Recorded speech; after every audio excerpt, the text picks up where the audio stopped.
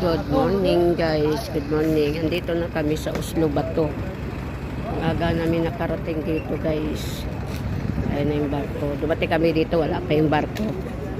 So ngayon, dito na kami guys.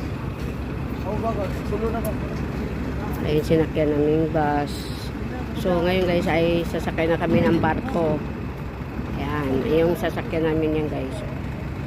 Yan ang patawid na ng Dumaguete yan. Bilis namin no, ang aga. Maaga kami makarating ng Seattle. Inalad Seattle. Ayan.